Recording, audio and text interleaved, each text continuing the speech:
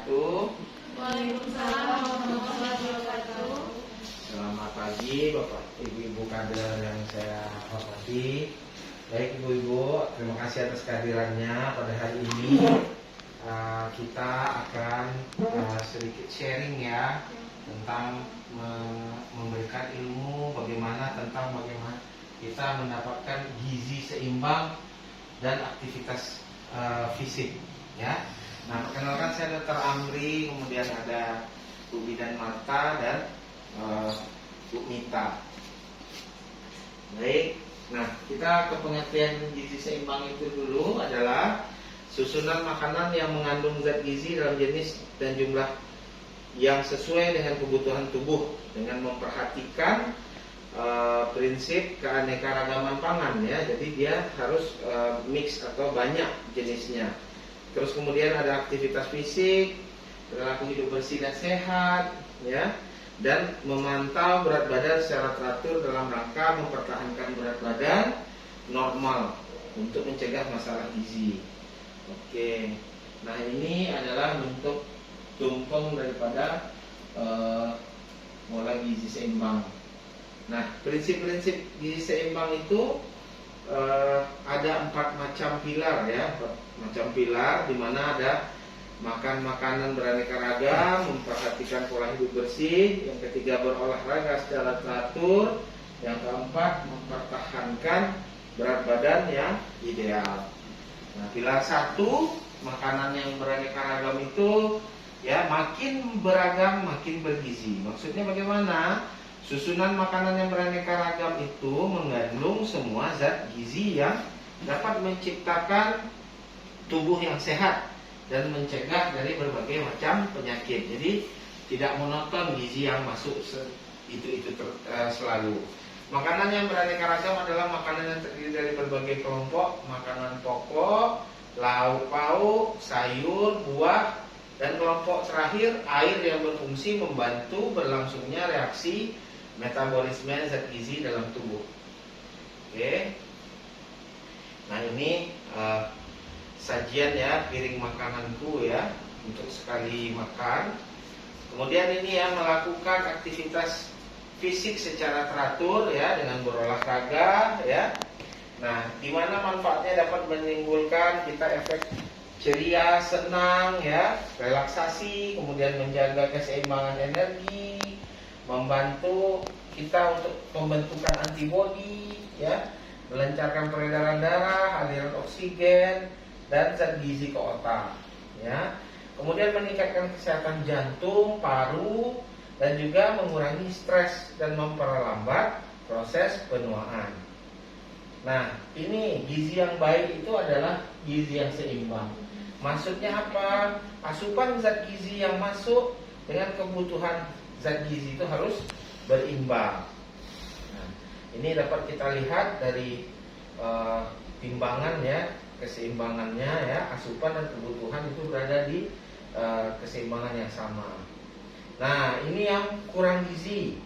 Apa itu dimaksudkan dengan kurang gizi? Asupan gizi itu kurang daripada kebutuhan zat gizi seharusnya ya.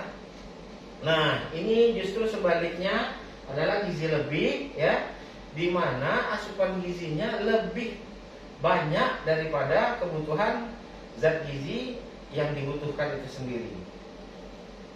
Jadi pesan kami dari UPT Puskesmas Muara Basum kepada ibu-ibu kader agar kita yang pertama mensyukuri nikmat dengan makan makanan yang beraneka ragam. Jadi jangan hanya daging terus, tapi sayurnya kurang atau buahnya kurang, tapi semua dimix di aneka ragamankan. Yang kedua, banyak makan sayur dan buah-buahan. Ya, biasakan mengkonsumsi lauk pauk yang mengandung protein tinggi ya. Kemudian biasakan juga mengkonsumsi aneka ragaman makanan pokok ya. Boleh, tidak harus selalu roti, beras boleh di mix dengan roti dan lain-lainnya ya, ubi ya. Oke. Batasi konsumsi pangan manis, asin dan berlemak ya. Nah, biasakan sarapan, biasakan minum air putih yang cukup dan aman. Biasakan membaca label pada kemasan pangan karena di situ ada terlabelisasi komposisi gizi, ya, zat-zat apa aja yang terkandung di dalamnya. Cuci tangan pakai sabun, ya, dan air bersih yang mengalir, ya, sebelum kita makan. Nah, kemudian lakukan aktivitas fisik yang cukup dan pertahankan berat badan yang normal atau ideal.